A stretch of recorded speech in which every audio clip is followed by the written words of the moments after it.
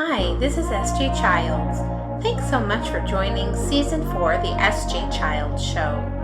I'm so pleased to have such valued listeners and viewers. Today's episode is with Gabriel Gherasim. He is a New York-based Romanian author and journalist. He has great advice and great books. His links are at the end. Hi, and welcome to the SJ Childs Show. I'm your host, SJ Childs, and today I have a wonderful guest, author, and just a great mind. We're going to have an amazing conversation.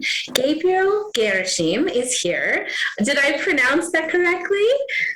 Perfectly. Wonderful. It's an immaculate pronunciation, Miss Bradford. And tell me where you're from.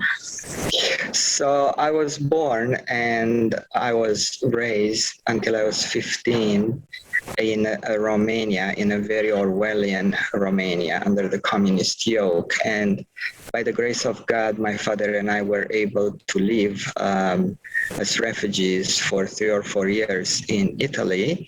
And eventually I came to the United States, where I graduated from high school and then to university. Wonderful. So essentially, I've been in the United States more than half of my life. Fortunately or unfortunately, I didn't lose the accent, so I love it.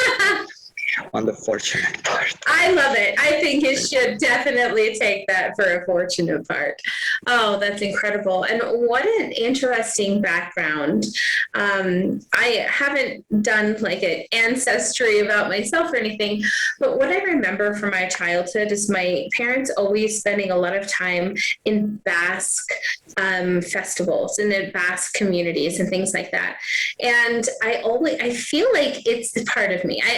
Like I said, I don't know for sure, but I always feel it. And so I think that, that part of the world, I'm so fascinated. I'm very drawn to that.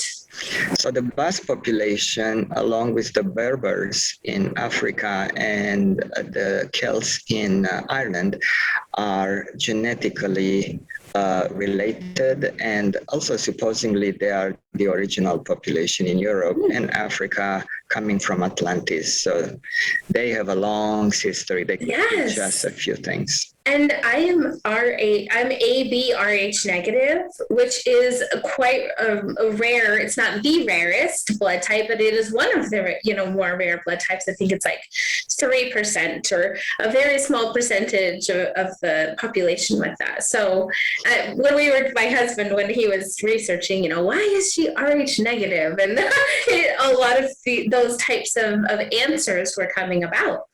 So he may be advised to respect you on 2 accounts. First of all, by whom you are as a person. And of course, his wife, his better half. And secondly, because RH stands for rhesus, meaning monkey. So the ones who are RH negative supposedly are the original Anunnaki, the original out of cosmos population. So definitely tell him you know better and also marry. He knows. 17 years of practice he's had now, so.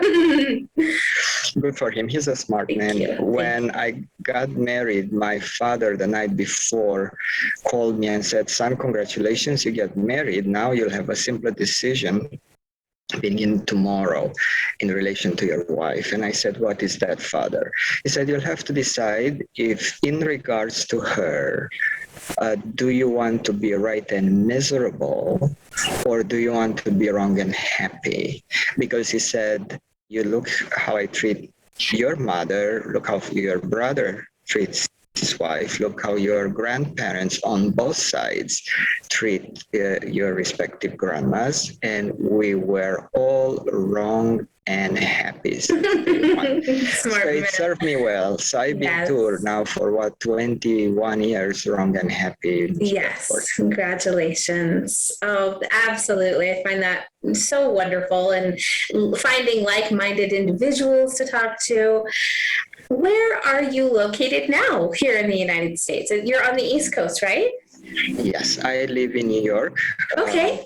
With my beautiful better half. Yes. She is teaching ballet, particularly the character dance aspect of ballet, which is a superb combination of the traditional dances, which went beyond the abstract art and represented anything from fertility to courtship to harvesting festivals to keeping time, if you believe in the form of the priestesses of the god Horus.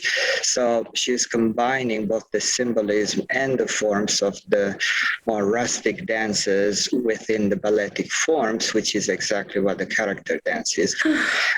And I I wear many hats. I work as a borough manager for New York Connects, which is a disability specialized agency associated with a 40 years old organization called Sydney, the Center for the Independence of the Disabled, New York. Love that. I also do some writing and some counseling. So there you have it. I love it. It's fantastic. And your wife sounds divine, by the way. Absolutely. And that is so incredible. I am so excited for our conversation and this connection today. It's just amazing. And of course, I had the questions and the sheet and everything in front of me, and that all goes out the window when I start listening, because it comes, I start speaking from the heart and not from the head, which is a much better place to be. So very authentic. So I apologize if I go off script and I don't follow one. No, it's actually the best way, because the sheet and the brain goes into structural thinking, whereas the heart goes into the sentimental and emotional aspects of who we are. And we need more of that, Ms. Bradford. So I thank you for going that route. Oh, thank you. Absolutely. Well, let's just start at the beginning. Where did, what started on this path for you? What was it writing or a different experience? What brought you to where you are today? So my experience in healing and looking at the world from the perspective of gratitude came initially because I was confronted with many health problems, which fortunately found very positive resolution over the years. Then I also was taught by my father, who was a survivor of the communist prisons, the torture, the demeaning, the indoctrination, and all this. And it always surprised me, Ms. Bradshaw, how this man was looking for was seeking for reasons to feel grateful in life. And so he made a very, very good balance, which I wrote about in the latest book, Grazia Cantantes, between the necessity that people have to pay attention to in both the having values, meaning material things that are inanimate, right? And the being values in the human being, which are the electromagnetic values that are related to anything from life to love, from our understanding of taking to our understanding of giving. And he told me, Gabriel, make sure that balance is there, because the human being is made of two entities. One is the material one, the perishable, right? The ashes to ashes, flesh and bones. The other one, that's what we call the human in the human being. And the other one is the being in the human being. And that is anything from our lives to our understanding of things, to the decision to sacrifice our wants and needs. I'm talking from the men's perspective, to those who are weaker than us, and to do it out of love as opposed to obligation. And when we sacrifice out of love, what could be interpreted by the having values in us as a loss, the being values in us find happiness, because it is what differentiates us from not all animals, because a lot of mammalian animals follow the same genetic, if you will, self-sacrifice on the part of the males for the weaker ones, but from the reptiles. And that's an interesting thing, because the reptiles have no empathy. So without prolonging this too much, and that's so fascinating. And the reptiles not having any empathy, any compassion, which are aspects of the mammalian brain, will have no hesitation for mom alligator to eat the babies just hatched and so forth. There is no sense of sacrifice out of love. Mm-hmm. Oh, that is incredible. And we really, when we put ourselves on the same plane, because when we really look at it, we're all of the earth, we're all of, the human and the mammals and the reptilians, we all live here, coexist in here together. And there's such a symbiotic relationship that is so taken for granted, or just looked past completely by others. I just saw a post the other day that had the picture of a tree and the picture of a lung, and it showed the root system as the same. The root systems follows the same, paths of where they get their nutrients, and the blood flows and the air flows.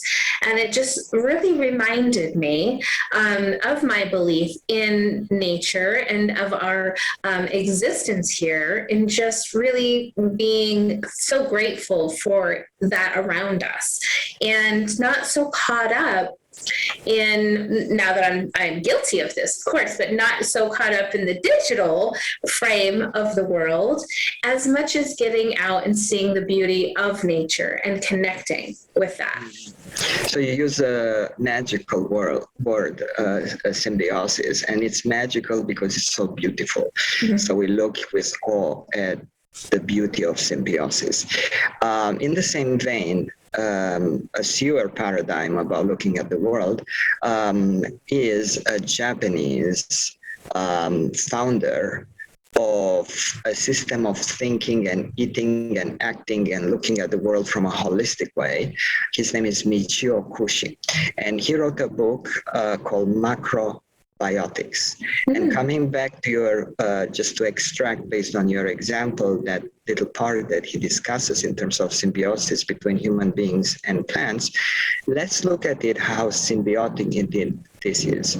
So the plant has roots in the earth, the trunk coming out, the branches and the leaves and the fruits on the top. Now let's look at the human being and imagine that the hair is the root of the human being. The limbs, right, hands and legs are its trunk. And of course, the fruits would be the children that come out of it. And so essentially, if you flip either one of those, you will see that they share the same characteristics, which indeed made me appreciate your use of the word symbiosis between mammals and, of course, human beings and trees and plants. Isn't that interesting? Mm-hmm. I really, really have a great connection with our family, my little family. We really appreciate the nature and the grace of silence, and of, I love to look at things, being a poet myself, and I write children's books that are based on poetry, or I guess you could say. But there was a time where I was writing kind of abstract poetry, and I was so caught up in the simplest idea of things like water or a snowflake, and how they can be the most silent most peaceful, quietest things. And they can cause the most destruction and the most chaos. And they have to be given grace and perspective and respect, right? In both ways. So that's a superb example. Water. Water is water, which is why it has, 75% of the earth covered, which is covered in water. And then, of course, we have the water of the steam, the water of the rain, the water of the ice. So now we are talking water taking all shapes and sizes and forms that exist in nature. Water is also a conductor of the electromagnetic values of the earth, which indeed people forget that the earth also has its own soul, if you will, in the form of the electromagnetic frequencies, which it uses. And which gives it life. And so a fellow named Emoto wrote a book about the intelligence of water.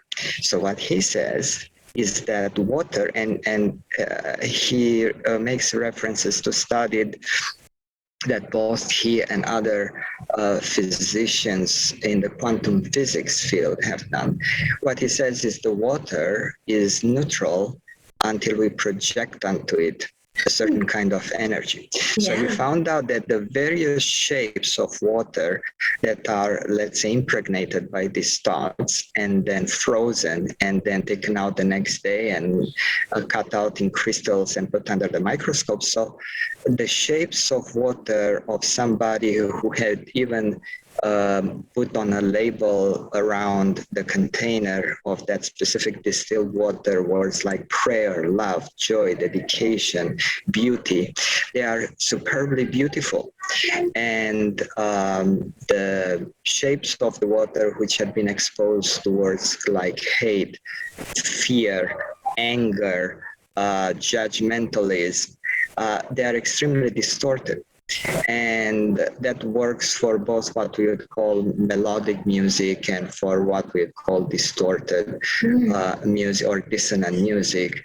And so the idea that you're talking about water being a conductor and reflecting, therefore, the cognitive electromagnetic fields to which it is exposed is very powerful. He can be checked really easily, if for no other reason, at YouTube, just putting Emoto, E-M-O-T-O, and water. Yeah. And all these pictures will show up accordingly. It's incredible. I learned about that, about a decade ago, maybe longer, going through massage college and really, experiencing and learning about all of the energy parts of it. I've always been drawn to the difference, walking kind of on my own path. and yeah, sorry to interrupt. Oh. Just as a side note, let us not forget that we are made of water. 100%. When we are babies, we are at about 80-85% made out of water. As we age, the water ratio to the mass goes down a little bit and all the way up to about 55% when we are really old and decrepit. The point is that that's why it is important for other than physiological reasons to drink plenty of water, keep ourselves hydrated with healthy water, as in spring water. Yeah. Water. Some people use blessed water from certain churches or in certain Asian temples. And of course, what that really means is that if it was blessed, or if it is pure in the mountain, or if it is from glacial mountains, it is pure in the sense of the electromagnetic permeating into it and from it. And therefore, it's important to drink water, be hydrated, and drink the good kind of water. Exactly. That's right. Sorry. I love it. There we go. So sorry for having interrupted you and with water. I love it. And you'll appreciate that our episode is actually, our podcast sponsor is a place in my neighborhood, a local water company called the Water Body of Basics. and it's all about water wellness. And so that's our family is big on water. And you know, you and I haven't met, so you don't even know anything about me or anything. It's so exciting because it's like all of these things align, and it's just because we're in the right place at the right time, following the right vibration and frequencies. And I have a son with autism. My whole family has autism, but this particular son has a photographic memory. He also has I always say it wrong, synesthesia, where he sees colors, rather hears colors, and can see sounds. It's fascinating. So I thought that you would really appreciate that. He doesn't drink anything but water. That's all he'll partake is water. He's very picky, of course, about other things, but the most hydrated person I've ever met in my life. So wonderful. So if you wouldn't mind experimenting, I would suggest to him that on his bottles of water, he puts nice labels with beautiful thoughts, thoughts that inspire him: beauty, love, creation, music, sound, harmony, peace, serenity, some of them. And then, since he has that superb gift of seeing vibrations and sounds into colors, he could tell us and teach us if there is any difference in the quote-unquote frequency and color of the water. I love that. I think he would be our scientist du jour because Brilliant. of his gifts. I love that. And also, I like that you said, which is a phenomenal important way to look at things, especially for somebody working with individuals with disabilities. It's very important to refer to a disability as having a disability, which was the right verb you used from a holistic point. And the reason for that is this. If I say that I am depressed, which very often the people make the mistake of identifying the disability or the shortage of any sort as being that I'm poor because I don't have money. No, there are two verbs there. One is one thing to say I am in a I have poor conditions because I have little money. If I say that I am depressed, I cannot possibly detach from my condition. And consciously and subconsciously and even unconsciously, I'm going to fight anybody who is going to try to get me better, because how can I be an individual, somebody who cannot be divided individual, if what I perceive as being part of me, an inherent part of me, the being part, is taken away from me. Whereas if somebody says, I have a disability, that's a material thing, which is detachable. So if I say I have a disability, it's like I have this pen. So now I have it, now I don't. So that's the importance of referring to anything that is considered negative as having that condition instead of being. Number one. Number two, you are talking about your son being, not that I said being, not having, being able to see colors through music.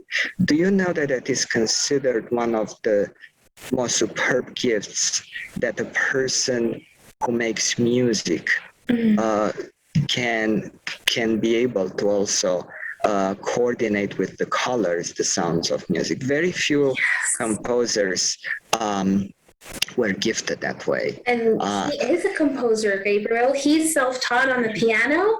He has perfect pitch. It's incredible. The gifts in our family are just undescribable. So the next step would be, am I doing what am I doing out of love? Or am I doing what am I doing out of a sense of obligation, which follows a sense of responsibility, which follows a sense of fear. If I'm not going to do this, I'm not going to be loved. And invariably, if I'm doing something out of fear as the primary emotion, the secondary one is just a matter of time. That's going to be resistance, resentment. And even if I'm doing the work of God, if I'm doing it out of a sense of obligation, I'm going to hate it. So, since your son, I'm assuming he is composing and enjoying both the auditory high frequency vibrations of the sound and the visual high frequency vibrations of the colors out of love, then definitely he's very blessed because he's following his passions out of love, and in doing so he enjoys the experience of life beautifully. You know, my husband and I had kind of an idea because he has an older daughter that's 21 that we raised, and like to say, you know, made some mistakes along the way, learned how to be a parent with her. And when our next two were born, and especially when our son was diagnosed with autism, we decided we're going to not do what society thinks we should do anymore. We're going to do what we feel is right. And that is by letting our family grow in their own biological terms and conditions. And that way, everything is through love. Yes, they have boundaries. You know, we can't leave the house without clothes on, things like that. But at the same time, we don't have like strict, you have to sit at the table for dinner at 6 o'clock. Like, those aren't rules of our family. Our family's rules are you have to be honest, you have to be fair, you have to be strong, and you have to be wise. And those are the 4 principles we're instilling in our children at home now. So interesting and beautifully done, because it balances out within 24 hours what we would consider the first 8 hours of being productive. And being productive, sometimes it means playing by the society's rules, such as avoid going naked unless you're going to a steam bath. Exactly. Even if nudity in itself, from the big statues in the churches of Rome and Florence and so forth, to the hippie time when some of the pictures being taken of the men and women in the natural, right? As the they can be beautiful expressions of life. And at the same time, the first 8 hours in the 24-hour series, every 24 hours, we need to be constructive and quote unquote play by the rules, and we should play out of love. The next 8 hours in the 24-hour series should be what we consider leisure or rest and relaxation. So in so doing, then we can be very liberal in our habits, because it's our 8 hours in the 24 hours where it's me time, if you will. And of course, the third cycle would be 8 hours sleep time. And so it's very important to maintain that balance within one's own capacity. So it doesn't have to be 8 hours of each. It would be 6 hours of that, 10 of that, 7 of that, as long as we, and that's very important, do this balancing to the best of our abilities constantly. Or consistently, if you will. If we do things inconsistently, then that's where the balance go out the window. And then, because human beings, the being part in us, wants purpose in life, then if he or she has too much leisure time, then they do something or think or take certain substances to stimulate them because they are too bored. The opposite, of course, would be that if I'm too stimulated, a workaholic, I'm going to take sedatives in one form or another, mental or behavioral or chemical. And of course, if I'm asleep, if I'm not sleeping properly, that's a form of torture, really, in some agencies. So without that balance and trying to cheat on this balance, the human being simply tells the individual, look, you don't have a full life. You don't have a fully feeling life where I, as a human being, can say I have a life without any regrets. So before going through this system in life, one might want to consider or reconsider the importance of balance. And in so doing, he or she will have a fully feeling or meaningful life on all three levels. I hope I didn't go on the I love that. sideways. It's wonderful. Absolutely wonderful. Now, if tell us about your book and where we can find it, of course. And I'll of course have all the links in the description and up on the screen, so no one will miss that. Thank you very much. So the book has a Latin title. Your son might appreciate particularly the latter part of the term. It's called Gratia Cantantes. And as a subtitle, it has what it really is about. It is a guide to a form of therapy which comes out of gratitude, or recognisance therapy. So what is recognisance, right? In America and English-speaking countries, going into the field of operation of an enemy is I'm going to go in recognisance or trying to find out what's going on the other side. That's a conflictual way to look at it, because recognisance simply means science of knowing again. It's inverse. So science would be science, cogni would mean cognitive, knowing, and re again. So meaning what? What's the science of knowing again? So the science of knowing again, as the the first part of the title says, gratia means grace, thankfulness, and people say, where do the words thank you come? They come from the words thinking. And so gratia means thankfulness. In the Romance languages, it means grace. And cant means singing, and antes beforehand. So gratia cantantes simply means basically singing about thankfulness before something happened. I love that. Before. So why should I think about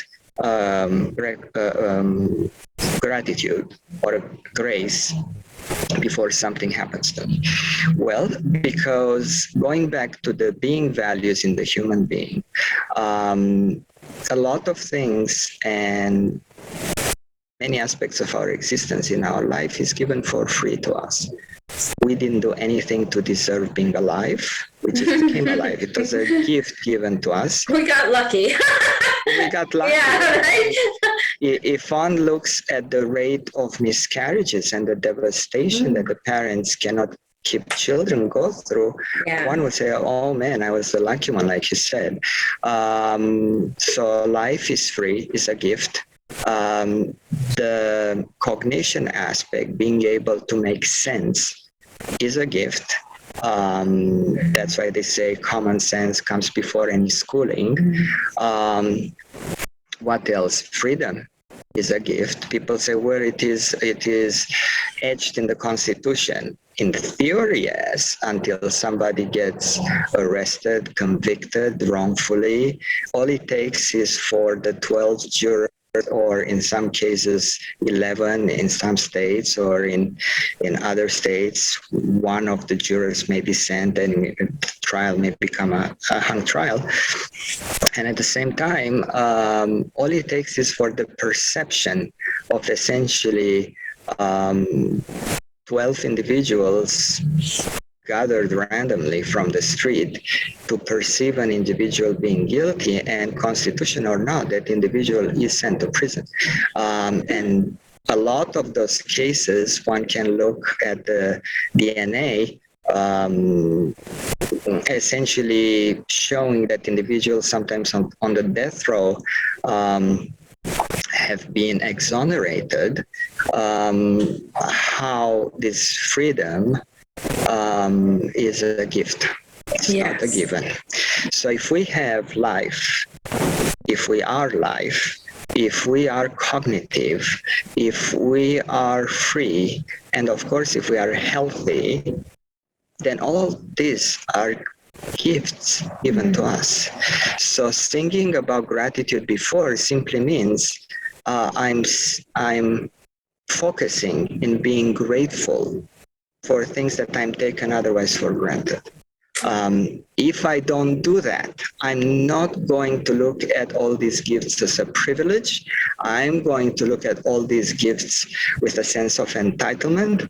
And it's like having a sense of entitlement for Christmas gifts. Yeah. They are at any point in time, whomever God gets these Christmas gifts to us can stop doing it. Yeah. And certainly, and I'm going to be reminding the audience of an interesting case, Shirley Temple. I don't know if you remember the little girl. Yes. Okay. So she recounts in one of her interviews that in the time of the great financial depression, when she was a star, she would receive hundreds gifts for Christmas, Miss Bradford, every single year. Interestingly enough, her mom said to her consistently, look at everything, pick the one gift that you would like out of all, and everything else goes to charity, orphanages and so forth. We'll make sure that kids who barely live, and in subsistence will get at least this treat. And at first she said, I didn't understand. They were my gifts. Why could I not have two or more? And then she understood why. She said, because I only chose one gift. I was very grateful for that gift because I chose it out of a multitude of gifts. I made sure that that gift would give me so much pleasure, and I'd feel so grateful for that one gift that I couldn't possibly have been looking at in those terms if I had had all those gifts. So there you go. Looking at something with gratitude creates a superbly beautiful experience in life. So now, am I looking at my life in terms of seeking occasions to get offended? And usually I get offended as Dr. Wayne Dyer was writing about this so beautifully in The Power of Intention. Am I going to seek occasions to get offended because I have a sense of entitlement for being values and having values, which, by the way, could terminate at any point in time. And even if I have them, I'm annoyed because I'm not looking at those as gifts. Or am I going to look at my life by seeking occasions to be grateful? So the book Gratia Cantantes, or Recognisance Therapy, is trying to incorporate these ideas with specific examples, including from history, which show that if one chooses consistently to start looking at life for those beautiful being or having values that one is or has with gratitude, there is a much better way or perception about one's life than if there is a sole focus of things that are not there or that one isn't. And coming back to your son, and I promise I'll stop. Wonderful. We have three elements which create our experience about our life and give it meaning. Three. One is the genetic factor, which obviously we don't control at all, right, with its respective characteristics and predispositions and such. And that part in this trinity of life constitutes 50%, 50% of our life experience. Then there are two more elements in what our life experience is. One of them are the outside factors, and usually are material values, also the influence of positive or negative people in our lives. And the other one are the perceptions with which and through which we choose to look at those two and at ourselves. Many people would say, if I ask them which one is more important, which one, let's say, is the 10% of those latter two, and which one is the 40%, they would say it definitely has to be the outside factors, 40%, because that's important. And it's actually the exact opposite of it. Yeah. And we'll give an example. So the outside factors, if that were the case, we would not be having any billionaires or millionaires who are depressed. None whatsoever. Who live, whether they be wrongfully convicted or with extremely difficult diseases, or very poor financially, all of them would be depressed. And yet that's not the case. And so what differentiates that, of course, is the 40% perception, meaning how we choose to look at our exterior aspects and what life has given us genetically and socioculturally and so forth. Yeah. So that's important. So when your son perceives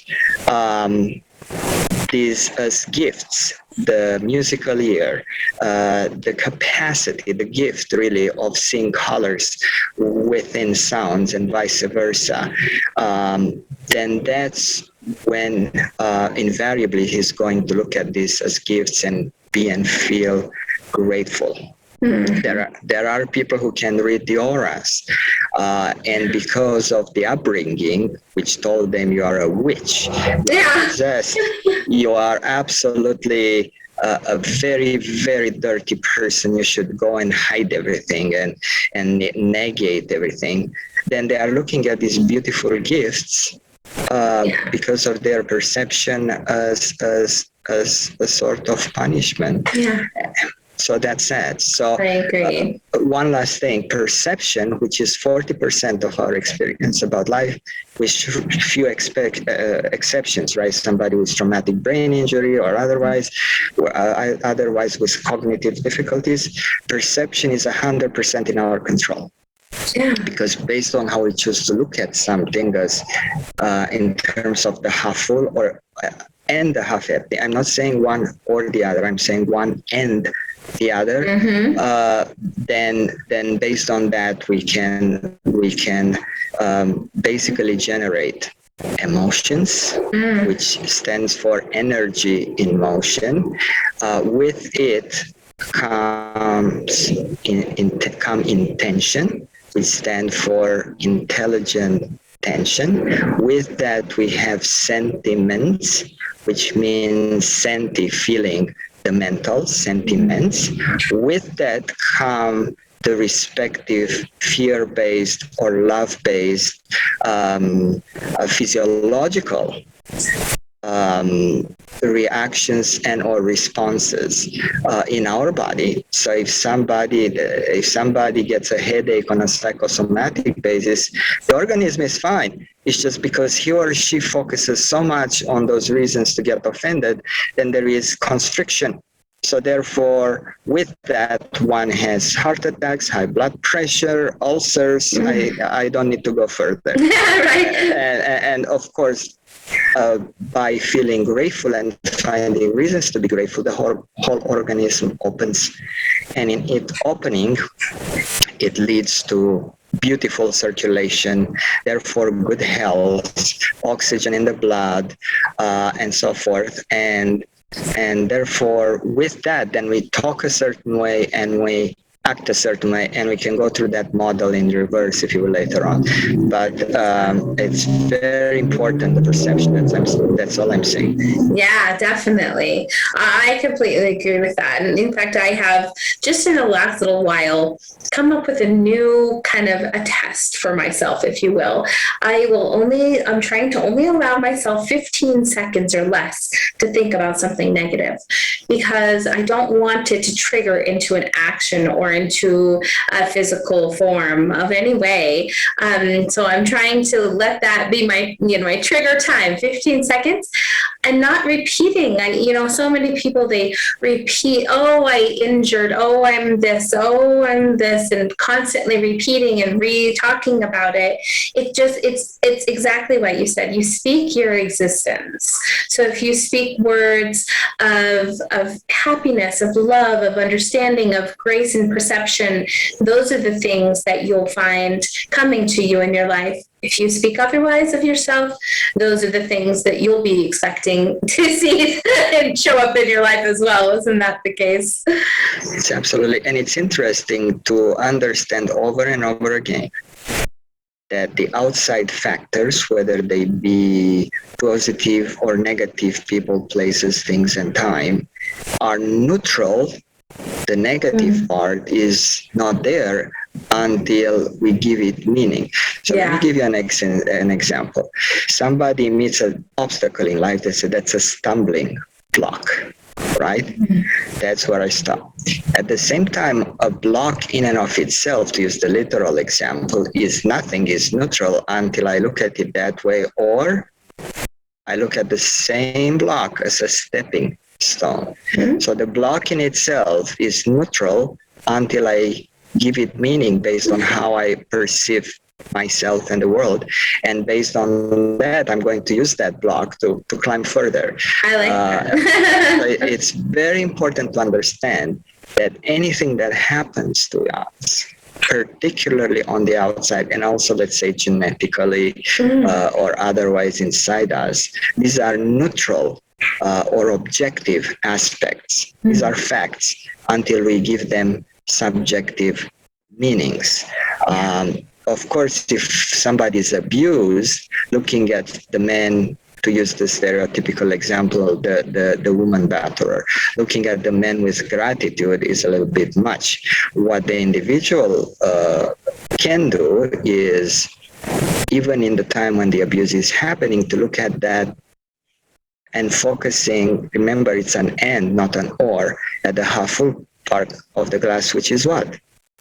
The victim's own resilience, on how she looks at herself, on how she's looking for occasions to get out, on forgiving herself for whatever constituted weaknesses which allowed her to be hurt, and giving her credit for the strength of being alive yet another day. And certainly leave the negative people, places, stop doing the things, the activities, and move on. This is a very great tenet in the Alcoholics Anonymous, Anonymous's healing process, which is stay away or move away and stay away from negative people, places, things, to which I added the concept of time, because time is very important. So when I cannot control the outside, let me control the inside. And then based on how I look at, control my inside, in the meaning, approaching it from a loving way, then I can go through this from a spiritual perspective. If I cannot really control the outside, until I can control the outside, and then I move on. I'm sorry to digress now. Yeah. Oh, it's fantastic. I really appreciate it. In fact, I think that we should definitely connect again in the future. And I think there's so much more we could cover. Unfortunately, our time is running short, so we will close this up. But I am so honored and grateful for the time that you took to be here today, and the amazing and educational message for my viewers and listeners. I know that the people that they are will take this to with the highest of respect and gratitude as well. So thank you for all you listeners and viewers out there for being so supportive. And thank you, Gabriel, so much for being here today. Thank you. I appreciate greatly your time and the audience's time. And I'm sure you'll inform them of the fact that the book is also free in the PDF format. So wonderful. Yeah, that's important. Thank you very much, Ms. Bradford. I greatly appreciate it. And anytime you would like us to converse again, please. I love that. I would appreciate that so much. Thank you so much. We'll talk to you. Thank you very much. Thanks for joining the S.J. Child Show. The S.J. Child Show brings value to families through education and resources. But the S.J. Child Show isn't just about me. It's about us as a community. Join me as we help educate and support our community, help bring kindness and love and inclusion to all. Thank you so much for taking the time to listen and watch. I really appreciate all the support from all of the viewers and listeners, and I just want to let you know I want you to join me on this journey. Come and follow my social media, and let's do this together. Enjoy the show.